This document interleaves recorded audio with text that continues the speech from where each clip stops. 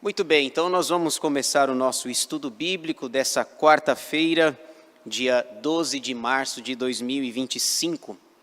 Estamos estudando e hoje nós vamos terminar os estudos no livro de Jó. Então eu peço que os irmãos já abram a sua Bíblia aí no livro de Jó e deixe-a aberta no último capítulo do livro. Hoje nós vamos estudar o capítulo 42.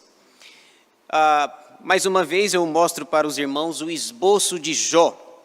Eu sempre gosto de mostrar em linhas gerais e depois nós vamos detalhando as partes. O livro está dividido em 4 partes, como já dissemos. Primeira, o sofrimento de Jó, capítulos 1 e 2. Segunda, os discursos dos amigos de Jó, capítulos 3 a 37. Essa é a parte maior do livro. Terceira, os discursos de Deus, capítulos 38 a 41, e quarta, a restauração de Jó, capítulo 42. É o que nós vamos estudar hoje, estudando o último capítulo do livro.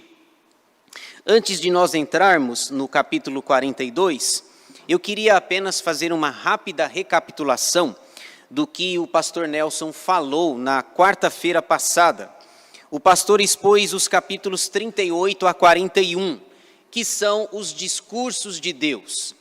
Então, vocês viram na maior parte, nos capítulos 3 a 37, os discursos dos amigos de Jó, e nos capítulos 38 a 41, os discursos de Deus. Deus fez 2 discursos, em linhas gerais, como eu coloco aí. Nesses 4 capítulos estudados na semana passada, temos 2 discursos de Deus. O Senhor fez muitas perguntas para Jó, e ele não soube responder praticamente nenhuma, ou nenhuma. Então, há quem diga, eu não contei ainda, não tive essa curiosidade de contar, mas na parte dos discursos de Deus, há quem diga que Deus fez 70 perguntas para Jó, e ele não soube responder nenhuma. Então, se fosse numa prova, num vestibular, estava reprovado, porque de 70 perguntas não acertar nenhuma, então ele estaria reprovado. Veja só, nós não vamos voltar aí, mas eu queria destacar apenas 2 perguntas que Deus fez para Jó. Então, nos capítulos 38 a 41, Deus faz 2 discursos para Jó, mostrando o seu poder, a sua soberania, mostrando que de fato ele governa e cuida de todas as coisas. E eu destaco apenas 2 perguntas, o pastor Nelson deve ter falado delas, mas veja só, no capítulo 38, os versículos 4 e depois o 41, são 2 perguntas. Se esse comentário que eu ouvi se estiver correto, Deus fez 70 perguntas para Jó, e ele não soube responder nenhuma, eu quero destacar apenas 2 perguntas que são muito interessantes. Veja só, 38, versículo 4.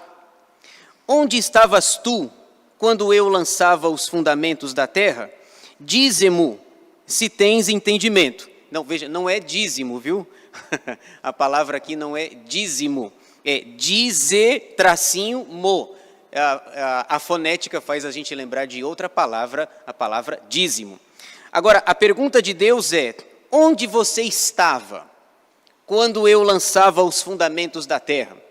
Traduzindo, onde você estava quando eu dizia lá em Gênesis, capítulos 1 e 2, haja luz e houve luz, haja firmamento e houve firmamento.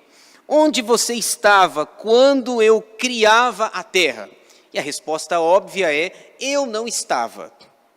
Por uma razão, por um motivo muito simples. Eu não tinha nascido. Certo? Onde você estava? Eu não estava. Agora veja a pergunta que Deus faz no versículo 41. 38, 41. Quem prepara aos corvos o seu alimento, quando os seus pintainhos gritam a Deus e andam vagueando por não terem que comer? Quem prepara o alimento dos corvos ou dos corvos? Deus pergunta. E a pergunta é retórica, a pergunta é de fácil resposta. A quem prepara é Deus. É Deus quem alimenta o ser humano, quem alimenta os animais. Foi Ele quem os criou e quem os sustenta. Então, quem prepara os corvos, o alimento para eles? Aliás, é interessante, né? Deus prepara o alimento para os corvos, mas num determinado momento Deus impede que os corvos comam. Já repararam nisso? Lembra de Elias? Quais os bichinhos que levaram a comida? Levou a comida no bico, lá a carne para Elias. Eu fico impressionado como que aqueles corvos não comeram a carne. Então, olha a soberania de Deus para dizer assim: eu preparo a comida dos corvos e os impeço de comê-los, quando o propósito meu é maior. Então, basicamente, se a conta estiver certa, Deus fez 70 perguntas para Jó. Ele não soube nenhuma, não soube responder nenhuma. E, basicamente, a estrutura das perguntas é a seguinte. Na maioria, Deus faz duas perguntas: onde e quem? Onde você estava? Onde? Então, ele vai fazer várias perguntas onde a palavra é onde. E ele não sabe responder. No outro momento, Deus vai fazer perguntas relacionadas a quem. Onde e quem. E ele não sabia responder absolutamente nenhuma delas. O Senhor fez muitas perguntas para Jó e ele não soube respondê-las. Muito bem.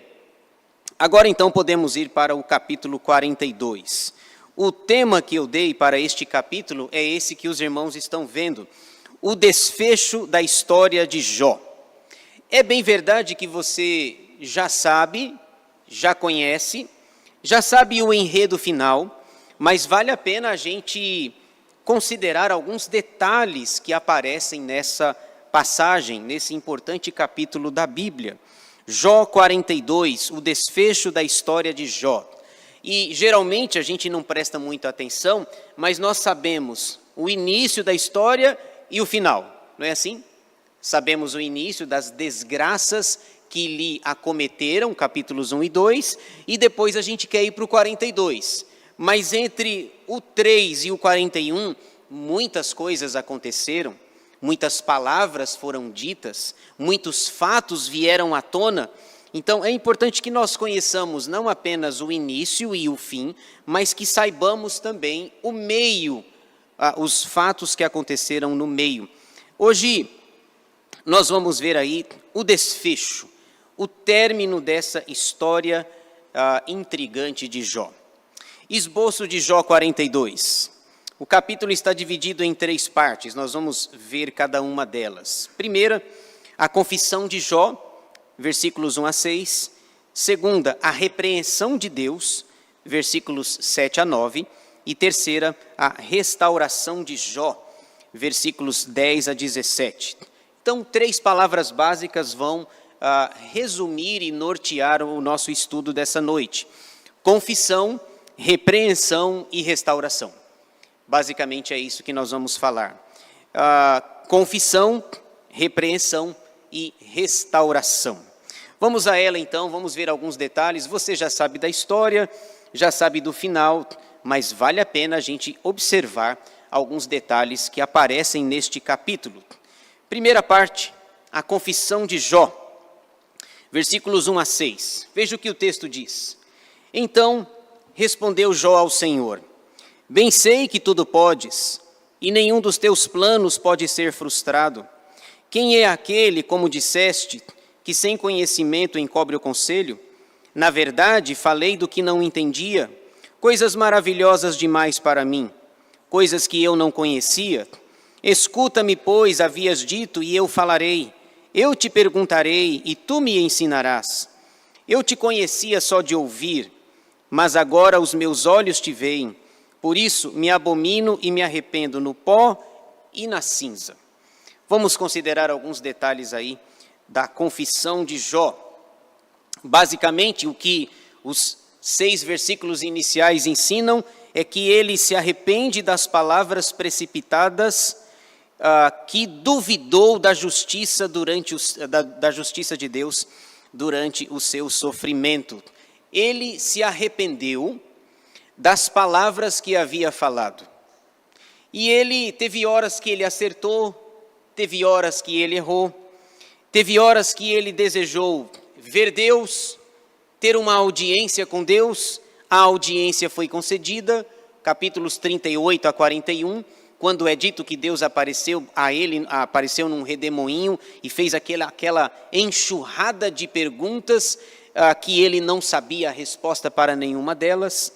E então nós podemos ver aí que ele se arrepende das palavras precipitadas, quando ele duvidou da justiça de Deus durante o seu sofrimento. O versículo 1 diz a sua resposta para Deus. E o versículo 2 diz: bem sei que tudo podes, e nenhum dos teus planos pode ser frustrado. Jó reconhece o poder de Deus, reconhece a sua soberania. E como nós dissemos lá no início, o versículo 2 é o versículo principal do livro. O livro tem 1070 versículos, e este é o versículo principal. Quando Jó reconhece o poder de Deus, a sua soberania sobre todas as coisas. E é curioso lá nos discursos de Deus, capítulos 38 a 41, que Jó estava sofrendo bastante. E vocês já repararam que Deus fala do hipopótamo, fala da cegonha e fala do rinoceronte, vai falando dos animais. Você já reparou que os animais eles cuidam dos ovos, chocam os ovos, colocam-nos debaixo da terra. Jó sofrendo pra caramba e Deus falando da avestruz. Já repararam nisso? Parece não fazer sentido as perguntas de Deus. Mas o que Deus está mostrando é que Ele tem o controle, Ele tem o poder sobre todas as coisas. Jó, veja, se eu cuido da avestruz e da forma como ela coloca o ovo e esconde lá na terra, na areia, se eu cuido da avestruz, você acha que eu não cuido de você? Jesus vai dizer lá no Novo Testamento que Deus cuida de todas as coisas, Ele cuida dos pardais, lembra? Os pardais que a gente não dá valor, que é um passarinho que a gente olha, é um pardal não canta, o pardal não tem aquele canto bonito como um canário belga e outros canários. Eu gosto bastante de passarinho, de canário, acho lindo o canto deles, as cores, a beleza da criação, as cores maravilhosas que Deus colocou neles. Mas geralmente a gente não gosta muito do pardal, ele é feio, ele não canta. E Deus diz assim, olha, Deus cuida até dos pardais, do avestruz, e você acha que eu não cuido de você, Jó? As perguntas são para mostrar que Deus tem o poder, o controle e a soberania absoluta sobre todas as coisas. Que Jó naquela hora não estava pensando no hipopótamo, não estava pensando no avestruz, no rinoceronte. Jó estava pensando nas suas dores, no caco que ele precisava usar para se coçar, mas agora ele consegue, depois de Deus fazer aquela enxurrada de perguntas para ele diz, bem sei que tudo podes, e que nenhum dos teus planos pode ser frustrado. Jesus ilustra isso no Novo Testamento dizendo que passarão os céus e a terra, mas as minhas palavras não passarão. Então, você tem aí o versículo principal dos 1070 versículos do livro, dos 42, este é o principal. Versículo 3 diz, quem é aquele, como disseste, que sem conhecimento encobre o conselho? Na verdade, falei do que não entendia, coisas maravilhosas demais para mim, coisas que eu não conhecia. Então, ele reconhece que falou demais, que falou de coisas que não entendia. E é assim, irmãos, eu sempre repito o meu velho slogan, né? O silêncio não erra. Apesar do diácono, tinha um diácono lá em São Paulo que dizia, mas também não acerta, reverendo. Mas ele acerta mais do que erra. O silêncio não erra. Se você não entende de uma coisa, é melhor que você não fale. É melhor que você permaneça calado. Eu coloquei essa frase aqui, né? Eu ouvi de um professor meu, lá no seminário, ele sempre dizia essa frase, a ignorância é ousada. Ou, se você quiser mudar a frase aí, a ignorância é atrevida. Porque, veja, se nós não sabemos, se não entendemos, é melhor que nós nos silenciemos. É melhor não falar. Jó diz assim: Senhor, falei de coisas que não entendia. Falei de coisas que são maravilhosas demais para mim, que são ultra-racionais, que ultrapassam a minha compreensão. Afinal de contas, eu sou finito e tu és infinito. Tu és Senhor, poderoso, soberano e absoluto sobre todas as coisas. Falei do que não entendia. Paulo diz lá em Efésios, acho que Efésios 4, 29, não saia da vossa boca nenhuma palavra torpe, e sim unicamente a que for boa para a edificação e transmita graça aos que ouvem. A nossa peneira deveria ser assim: o que eu vou falar edifica? O que eu vou falar será de proveito? Não. Se as respostas da peneira forem não, permaneça calado. Afinal de contas, o silêncio não erra. Jó diz assim: falei de coisas maravilhosas demais para mim. Venho falando de Deus, venho contra-argumentando os meus amigos. Era melhor eu não ter falado nada dessas coisas. A ignorância é ousada, ou a ignorância é atrevida. Versículo 4. Escuta-me, pois, havias dito, e eu falarei. Eu te perguntarei, e tu me ensinarás. A ideia aqui é, Deus fez muitas perguntas para ele, como dissemos. Todas elas, ele não conseguia respondê-las. Onde ele não sabia. Quem, ele tinha uma noção, mas ele sabia que era Deus. Mas ele não tinha entendido o cuidado soberano do Senhor sobre todas as coisas. Versículo 5. Eu te conhecia só de ouvir, mas agora os meus olhos te veem. Irmãos, esse versículo é fantástico. Eu coloquei ali uma frase, né? A necessidade da experiência com Deus.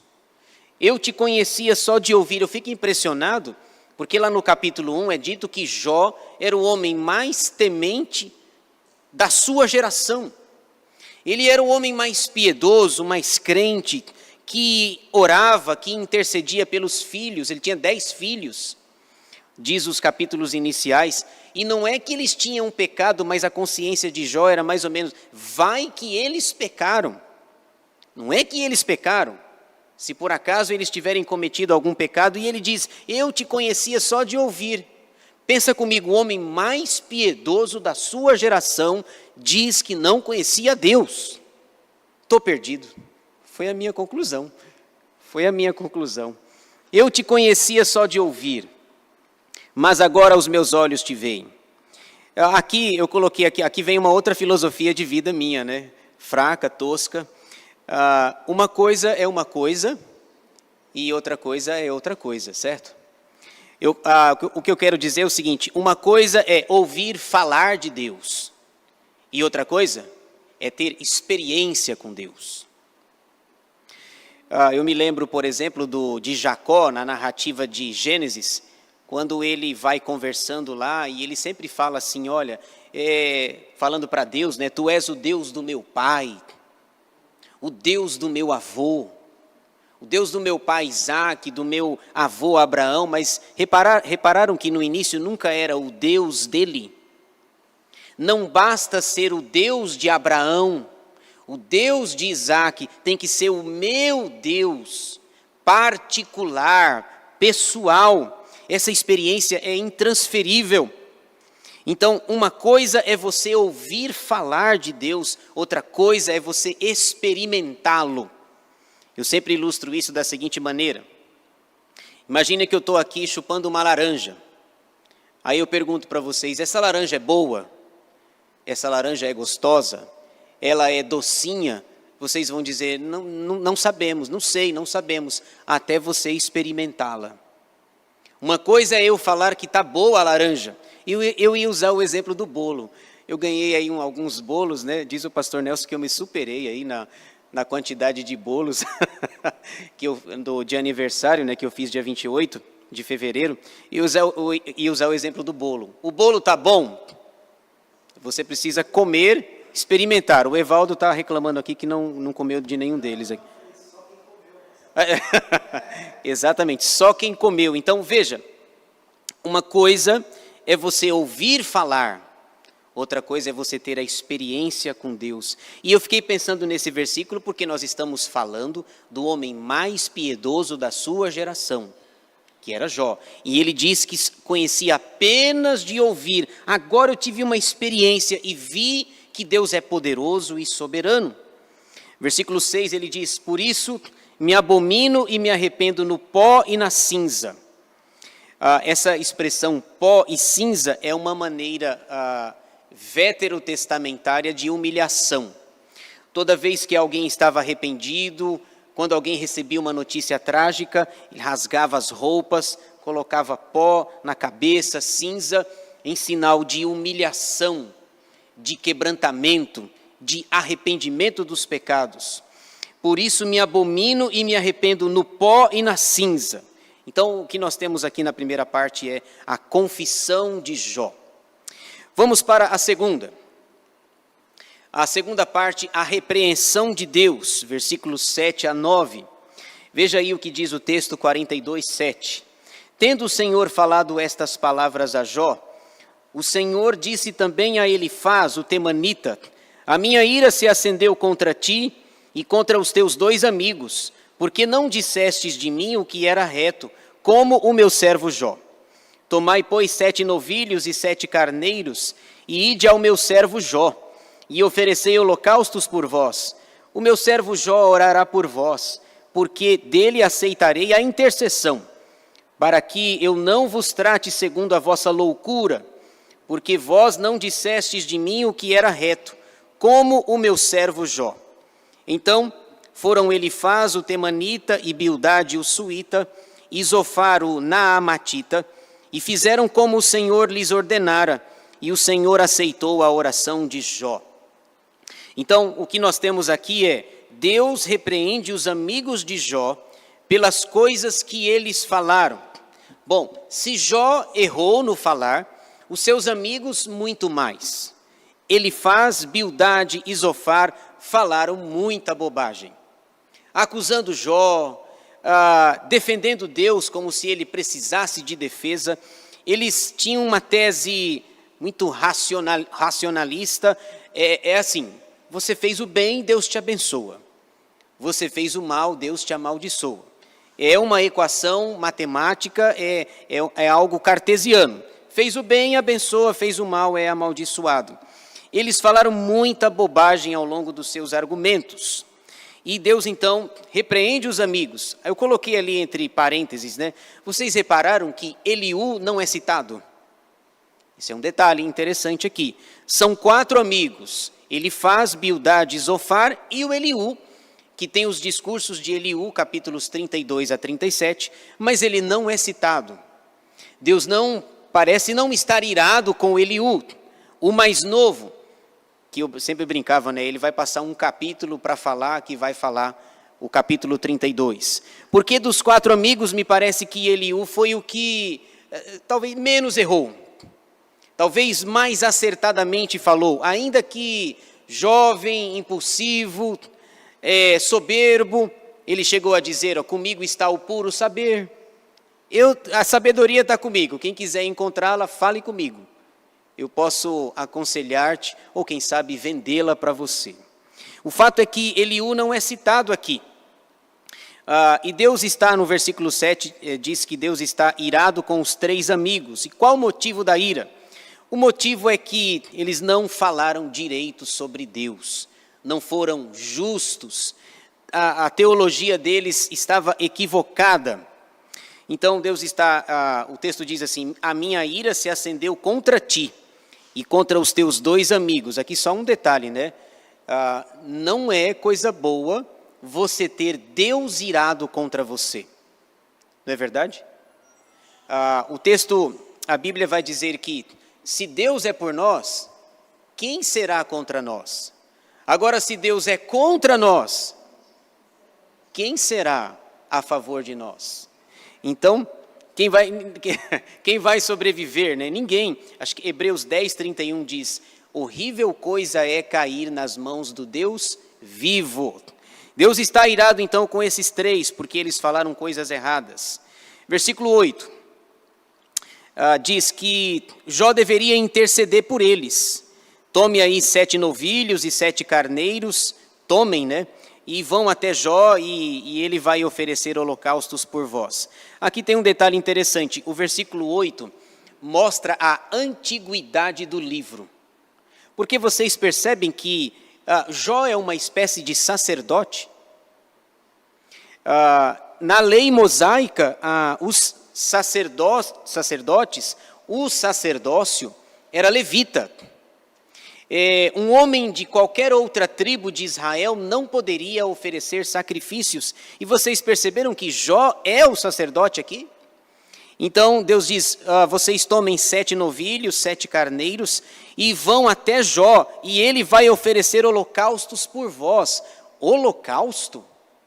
Holocausto tem o livro de Levítico e Números, aliás, que a gente nem gosta muito de ler, não é?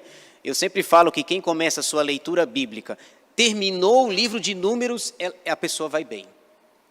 Pode perceber aí, se eu fizer uma profecia aqui, se eu pedir para levantar a mão, uns 2 ou 3 vão levantar e dizendo, eu parei em Levítico.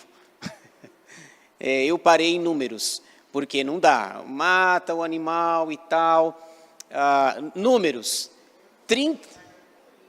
Aí, tá vendo? A Rosalina está confessando o pecado aqui, que ela não parou, ela pulou, tá certo?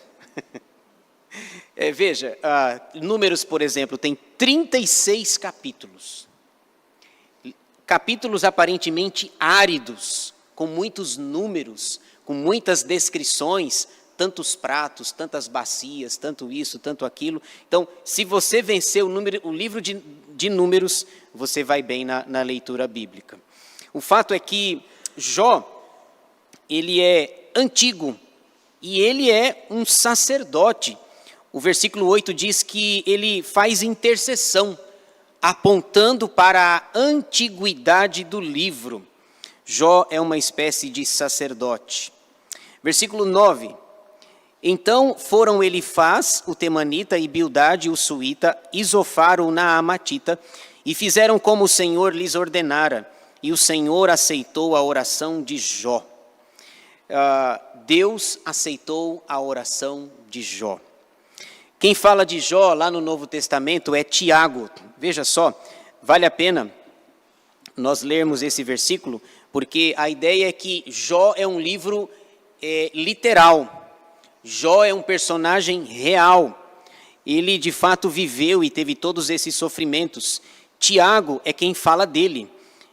Tiago, no capítulo 5, versículo 16, aliás, no versículo, acho que eu errei aqui a referência, 11, versículo 11, né? 5:11.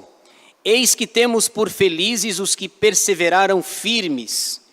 Tendes ouvido da paciência de Jó, e vistes que fim o Senhor lhe deu, porque o Senhor é cheio de terna misericórdia e compassivo. Perceberam? Tendes ouvido da paciência de Jó. Veja, se ele não fosse um personagem literal, não faria nenhum sentido esse versículo aqui. O versículo 11. Tendes ouvido da paciência de Jó. E essa expressão a gente usa até hoje, não é verdade? Quando você está irritado, assim, alguma coisa, você e eu falamos, tem que ter uma paciência de Jó. Está aqui. Esse não é apenas um ditado, é um versículo bíblico. Agora o versículo 16, Tiago vai falar sobre a importância da oração. 16, confessai, pois, os vossos pecados uns aos outros, e orai uns pelos outros para serdes curados. Muito pode, por sua eficácia, a súplica do justo. Então, voltando para Jó 42:9, diz que o Senhor aceitou a oração de Jó. Desviou a ira dos seus amigos, os holocaustos foram oferecidos, 7 novilhos e 7 carneiros, o sacerdote Jó orou e intercedeu por eles. Eu coloco ali, a oração é fundamental na nossa vida. A oração é o oxigênio da nossa vida. Você já pensou se nós vivermos uma vida sem oração, sem dependência de Deus? A oração é o oxigênio da nossa vida. Precisamos dela, precisamos orar, clamar. Aqui na nossa igreja, nós temos 2 reuniões de oração na semana. Tem uma na terça logo cedo e tem uma na quinta-feira, porque nós entendemos a importância e a necessidade de termos uma vida de oração. Muito bem, vamos para a última parte aqui. A terceira parte, a restauração de Jó. Versículos 10 a 17. Deixa eu ler o texto e fazer alguns comentários interessantes que aparecem aqui nessa terceira parte. Versículo 10. Mudou o Senhor a sorte de Jó, quando este orava pelos seus amigos, e o Senhor deu-lhe o dobro de tudo o que antes possuíra.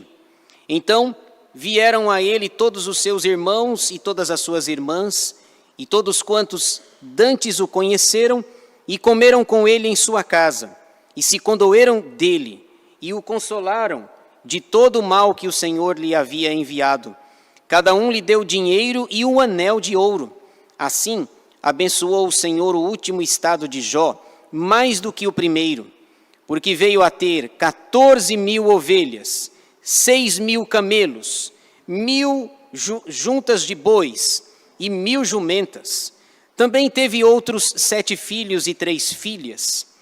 Chamou o nome da primeira Gemima, o da outra Késia, e o da terceira Queren-Apuque. Em toda aquela terra não se acharam mulheres tão formosas como as filhas de Jó, e seu pai lhes deu herança entre seus irmãos. Depois disto, viveu Jó 140 anos, e viu a seus filhos e aos filhos de seus filhos, até a 4ª geração. Então morreu Jó, velho e farto de dias. Muito bem, vamos considerar alguns detalhes interessantes aqui na terceira parte, a restauração de Jó. Deus mudou a situação de Jó enquanto ele orava pelos seus amigos, ou ele foi restaurado. Essa expressão aí no versículo 10, mudou o Senhor a sorte de Jó. Veja, às vezes, nós usamos algumas palavras que têm uma conotação ruim. Por exemplo, a palavra sorte para a gente não é muito boa, né? Porque o contrário de sorte é azar, certo? Então, quando diz que Deus mudou a sorte de Jó, significa que mudou a situação dele, da sua vida. Nós não cremos em sorte, em azar. Salomão diz, por exemplo, lá em Provérbios, que a sorte se lança no regaço, mas do Senhor procede toda a decisão. Não há sorte, não há acaso, não há azar. Tem uma música aí popular que é cantada, diz que o acaso vai me proteger enquanto eu andar distraído. Não tem acaso. É o teólogo, se eu não me engano, o teólogo Lulu Santos. Não, eu estou brincando, ele não é teólogo não. Não tem acaso na nossa vida. Tem a soberania de Deus. Deus mudou a sua situação. Então veja, um exemplo para ilustrar o que eu estou dizendo, Salmo 126:1. Lembra desse salmo? Quando o Senhor restaurou a sorte do seu povo, ficamos como quem sonha. Então, Deus restaurou a sorte do povo. Não, Deus foi bondoso, misericordioso, mudou a situação, tirou o povo do cativeiro babilônico, no caso do Salmo 126. Não cremos em sorte, também não cremos em azar, cremos na mão da providência de Deus. O versículo 10 também diz que o Senhor lhe deu em dobro tudo o que tinha. Aqui nós temos uma pincelada, diz que é dado em dobro, e mais para frente, no versículo 12, é feita uma descrição. Então, por exemplo, se ele tinha 7.000 ovelhas, agora ele tem 14. E veja, ele já era rico, com a quantidade que ele tinha lá no início do livro, ele já era rico. Agora ele tem o dobro das riquezas. Versículo 11, diz que os seus irmãos vieram consolá-lo. No meio do livro, o próprio Jó diz, olha, os meus irmãos me abandonaram, eles não estão mais comigo, as pessoas se afastaram de mim, o meu hálito é ruim, inclusive para a minha esposa. Todo mundo se afastou de mim. Aliás, na hora que nós estamos no bem bom, nós estamos cercados de amigos, não é verdade? Por exemplo, aquele jogador lá, o Neymar, que eu chamo ele carinhosamente de Neymala, desculpem pelo Neymala, ele está sempre cercado de amigos, que eles chamam de os parças. Ele tem muitos parças, porque tem muito dinheiro. Tem dinheiro, tem fama. Não se cuidou, poderia ser um dos melhores atletas da história, poderia ter ajudado o Brasil a ganhar uma Copa, mas ele prefere o carnaval. Fecha parênteses. Então, se ele tem muito dinheiro, ele tem muitos parças, tem muitos amigos. Jó estava cercado, mas quando ele perdeu, ninguém mais. Aliás, o amigo verdadeiro é aquele que não te abandona, mesmo que você esteja na miséria. Com dinheiro ele está com você, e sem dinheiro ele também está com você. Então ele diz, eu fiquei abandonado, até a minha esposa considerava o meu hálito ruim, amargo, e ela se distanciou de mim. Mas agora, Deus mudou a minha sorte, mudou a minha situação, e eles vêm e me consolam, se condoem de mim, e ainda trouxeram dinheiro e presentes. Diz o texto que cada um lhe deu um anel de ouro, não sei quantos anéis aí, mas se fossem 10 anéis, todas as duas mãos dele estariam ocupadas com anéis de ouro. Versículo 12, fala dos bens materiais, veja só, o dobro, né? É muita coisa, gente, é muito bem material. Assim, abençoou o Senhor o último estado de Jó, mais do que o primeiro, porque veio a ter 14.000 ovelhas. Lá no início ele tinha 7, ok? Então ele tinha 7, agora ele tem 14. 6.000 camelos, lá atrás ele tinha 3.000. 1.000 juntas de bois, ele tinha 500. Lá no início do livro. E 1.000 jumentas, ele tinha 500. Então Deus deu tudo em dobro para ele. Depois, versículos 13 a 15, os filhos. Repararam que os filhos e a mulher, Deus não deu em dobro, repararam? Deus deu exatamente a quantidade que ele tinha antes. Aliás, é uma coisa impensável. Quando eu leio o início do livro, é impensável você sepultar 10 filhos num dia só. É uma coisa, eu não consigo dar conta disso aí não. Se você vai enterrar um filho, já é um desastre colossal. Imagina você enterrar 10 filhos num único dia. A casa caiu, literalmente, sobre todos eles e todos morreram. 7 filhos e 3 filhas. Todos morreram. E lá na frente, Deus deu a ele mais 10 filhos. Aliás, o Salmo 128 diz que herança do Senhor são os filhos, o fruto do ventre, o seu galardão. É assim que Deus coloca. Então, o texto diz aí que Deus não deu, os filhos não deu em dobro, a mulher é a mesma, certo? A mulher que lá atrás disse assim, amaldiçoa o teu Deus e morre. Então, e aí o Jó fala assim, olha, você fala como uma louca, nós recebemos o bem de Deus e não receberíamos o mal. Então aqui ele tem a descrição, e é curioso que lá atrás não tem o nome de nenhum filho. Aqui é citado o nome de 3 filhas, o que é incomum, porque geralmente não se fala o nome de filhas. Aqui é citado 3 filhas para mostrar a beleza das filhas de Jó. E eu trouxe aí o significado de cada um dos nomes aí. Veja nos versículos 13 a 15. A primeira filha se chamava Gemima. Gemima em hebraico significa pombo. Depois a segunda filha se chamava Késia, que significa Cássia. Cássia não é o nome de uma mulher. Provavelmente seja uma planta, algo cheiroso, algo de teor agradável. E a terceira aí, né? Keren Apuk. Eu nunca vi esse nome aí, uma mulher chamada Keren Apuk.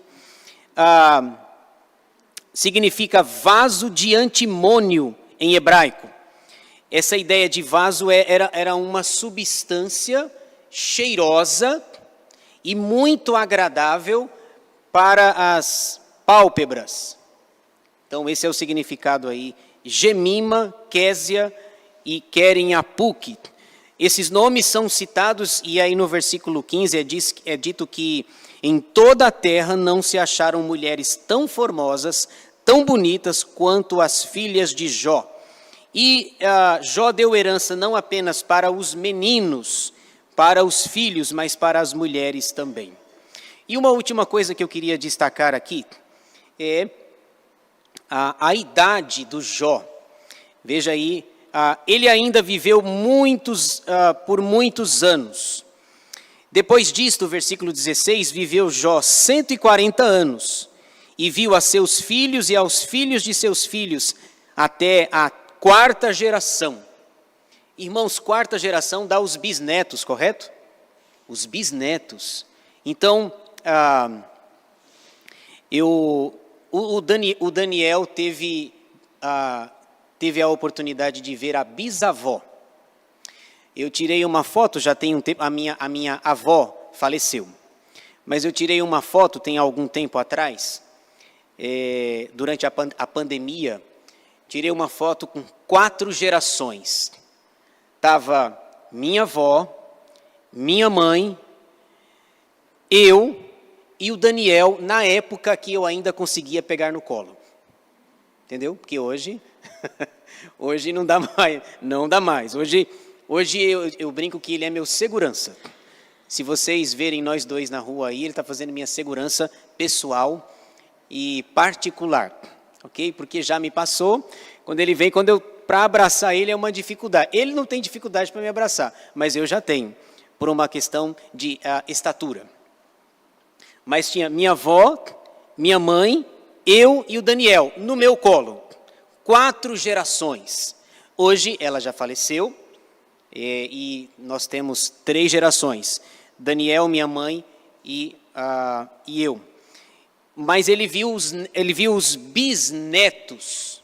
4 gerações que permaneceram. Veja, depois de tudo que aconteceu, ele ainda viveu 140 anos. É muito tempo, não é verdade?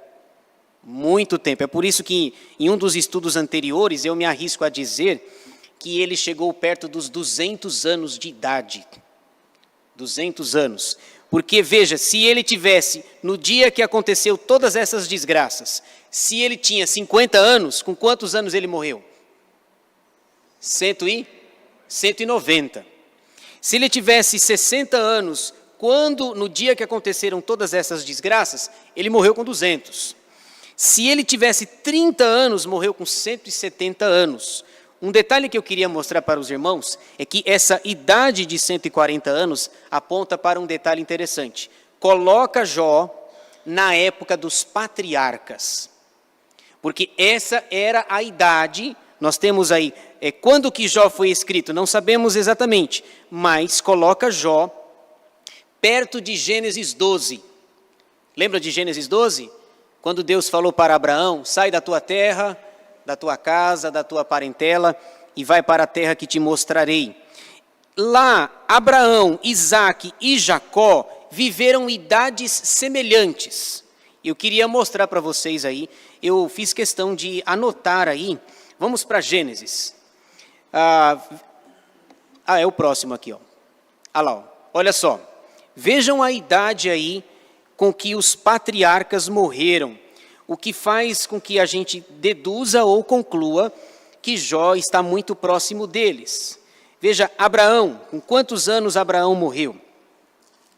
Gênesis 25, 7, diz assim: foram os dias da vida de Abraão 175 anos. Viram? 175.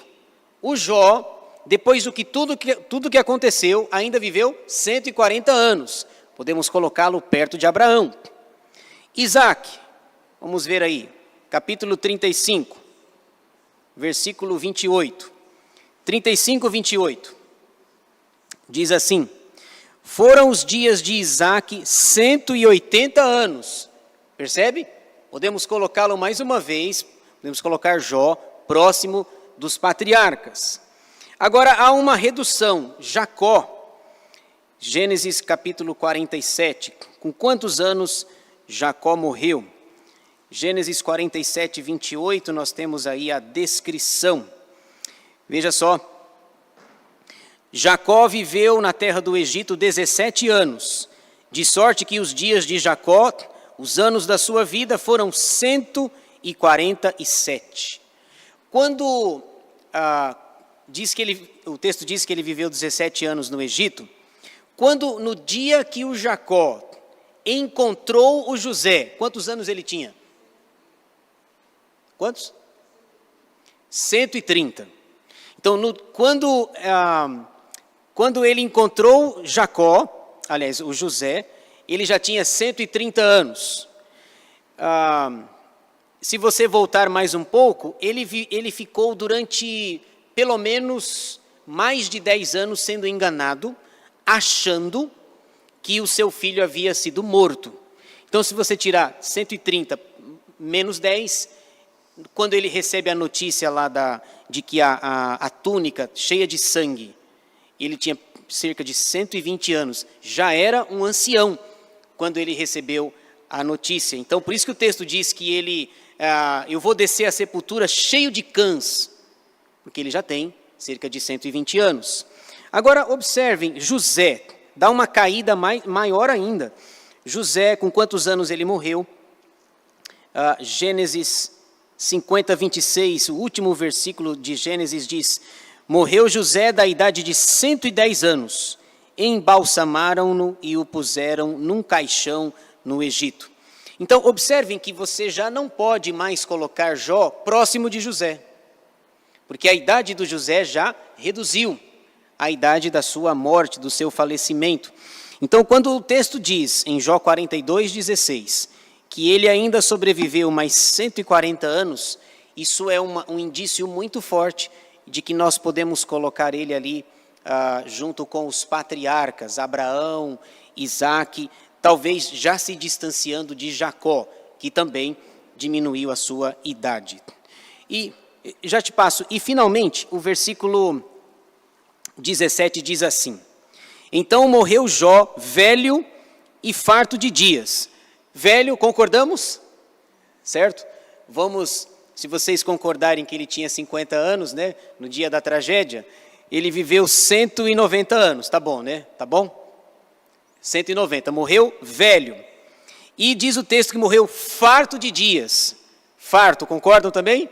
Farto, fartíssimo. Só um detalhe antes de passar para a Vália. O rei Davi, por exemplo, olha a diferença. O rei Davi, é dito que no final da vida dele, ele morreu com 70 anos, Davi.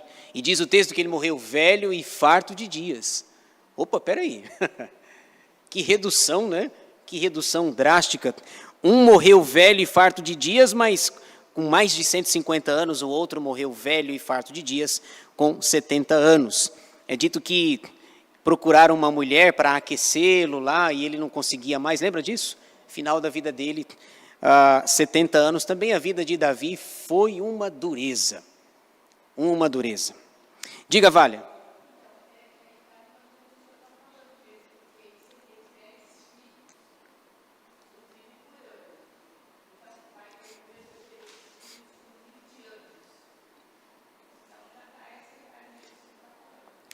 Bem lembrado pela Vália, né? Então, quando no dia da tragédia, ele já tinha 10 filhos, né?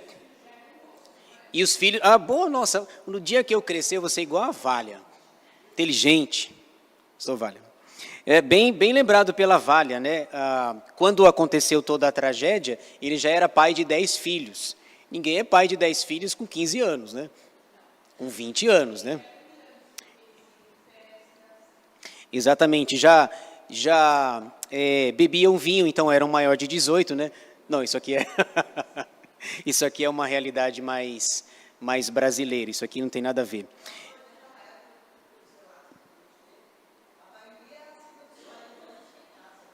Exatamente, o Isaac casou com 40 anos, né? Isaac casou com 40, a esposa era estéril, ela orou quantos anos lá pela esposa? 20 anos. O texto diz que quando os gêmeos nasceram, ele já tinha 60 anos, certo? Aliás, uma curiosidade, eu falei sobre maioridade. Aqui no nosso país, a maioridade é aos 18, não é assim? Todo adolescente quer chegar logo aos 18, não é assim que funciona? Todo adolescente quer chegar, depois que chega ele quer voltar. Já repararam já? O menino tem 11. Eu estou fazendo aniversário, quantos? 12? Não, 18. É uma pressa para chegar aos 18, depois ele vai querer voltar. E não vai poder, certo? Então, no nosso país, a maioridade é aos 18. Mas na cultura judaica, a maioridade é com 30. 30 anos. 30 anos atingiu a maioridade. Com quantos anos Jesus começou o ministério? 30. Com 30 anos. Então, a partir dos 30 anos começa o seu ministério. O profeta Ezequiel, por exemplo, diz, no 30º ano, o Senhor me deu no meu aniversário, o Senhor me deu uma passagem, só de ida, para a Babilônia. Então, no 30º ano, provavelmente no meu aniversário de 30 anos, quando eu posso finalmente exercer a maioridade, o meu ministério, Deus me deu uma passagem para a Babilônia, só de ida. A volta não.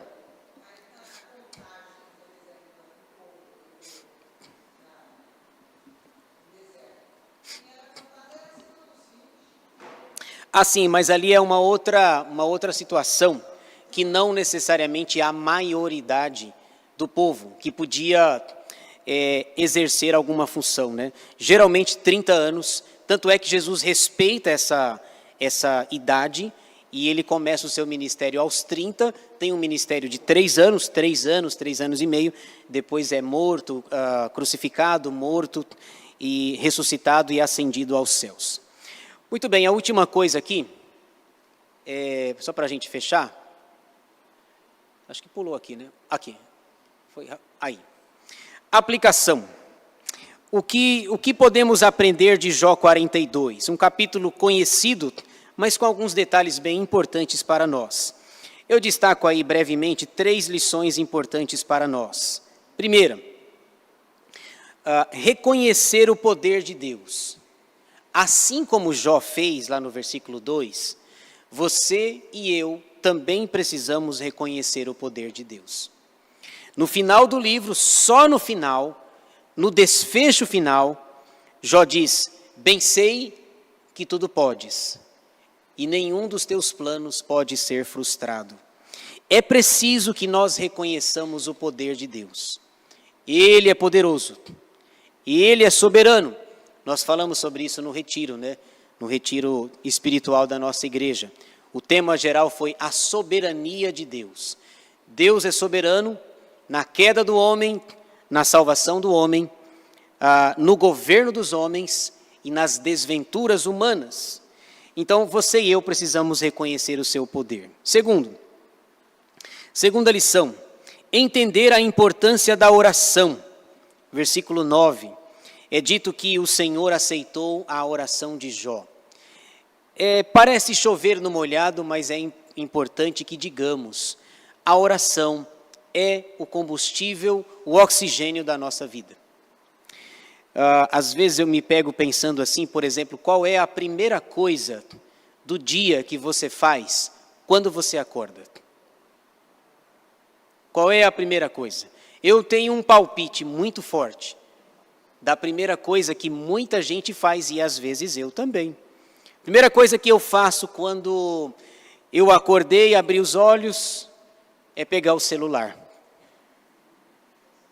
e ver o Zap, e ver as mensagens, ver o que está acontecendo, as notícias. Quem de nós nunca fez isso? Travou lá o alarme lá do celular e já aproveitou para ver o celular. Quando na verdade a primeira coisa que nós deveríamos fazer é orar, agradecer a Deus. Você abre a janela, o que você vê? O sol. E aqui é um sol para cada um, certo? Aqui na Praia Grande é um sol para cada um. Você abre a janela e você vê raios de sol. Você vê a bondade de Deus, a misericórdia do Senhor. É preciso que nós entendamos a importância da oração. E é para orar não só quando o calo estiver apertado. É para orar, geralmente quando a coisa está ruim, a gente fala assim, ai meu Deus do céu. Não é assim? Até o ateu fala. Até o ateu, se o avião estiver caindo, não tem ateísmo. Já repararam? Não tem. Ai meu Deus do céu. Ai Jesus amado. O avião caindo cura todo o ateísmo. Exato, o seu Carlos está lembrando, né? Primeiro aos Tessalonicenses, acho que é 5, 17 ou 18. Orai sem cessar. Essa é a lição que nós tiramos. Terceira, consolar aqueles que sofrem. Versículo 11, diz o texto que os amigos voltaram, os irmãos voltaram, consolaram, se condoeram. É preciso consolar aqueles que sofrem. Você já reparou o tanto de gente ao seu redor que está sofrendo? Eu sempre falo assim, ao teu redor, sempre tem alguém melhor do que você e pior do que você. Sempre tem alguém que, quando eu estou no trânsito, é assim, né? Você está seguindo lá as placas de sinalização. Está lá a placa, 80. E o abençoado está 120. Então, sempre tem alguém mais rápido que você e sempre tem alguém que é mais lento que você. A placa está dizendo 80, ele está a 40, achando que vai, além de não receber a multa, ele vai receber uma premiação por andar a 40. Não vai. Não tem premiação nesse caso. Então, geralmente tem alguém mais rápido que você, mais lento que você, tem alguém melhor que você, alguém pior que você. E nós precisaríamos olhar para isso, e geralmente tem mais pessoas pior do que a gente. Geralmente, aqui na Praia Grande, quando eu paro em algum farol, algum semáforo, o que eu fiz? Eu coloquei algumas moedinhas ali no carro já.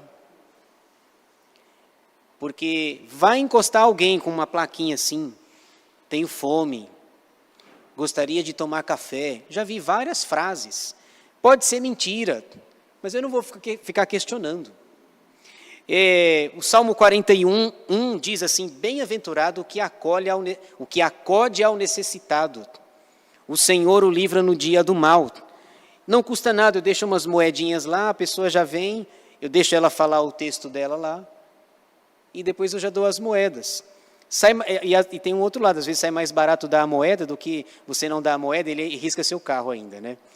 Então você, além de não dar, ele corre o risco de ele riscar seu carro, bater algum objeto no vidro do carro e vai sair caro para você. Então, é preciso consolar os que sofrem, pessoas carentes, necessitadas, que estão doentes, seja fisicamente, emocionalmente. Quantas pessoas que sofrem, que padecem, que têm necessidade. E veja como a gente é reclamão, a gente tem uma casa, tem comida, você tem uma cama boa, travesseiro. Tem gente que não tem. Eu vi recentemente que o colchão do rapaz lá era um papelão. Não tinha travesseiro. Acho que a noite é muito mais longa para ele do que para mim. É preciso que nós aprendamos a consolar os que sofrem. Paulo diz, acho que em Romanos 12, 15, alegrai-vos com os que se alegram e chorai com os que choram. Então, essas 3 lições, reconhecer o poder de Deus, entender a importância da oração e consolar aqueles que sofrem. Muito bem, é isso. Jó 42, o desfecho da história de Jó. Alguma pergunta, algum comentário? Não? Uma informação que eu procurei, mas eu não encontrei, eu coloquei uma pergunta na minha cabeça. Quanto tempo durou tudo isso? Já pararam para pensar nisso? Quanto tempo Jó sofreu? Algum palpite? Foi muito, não? Um mês.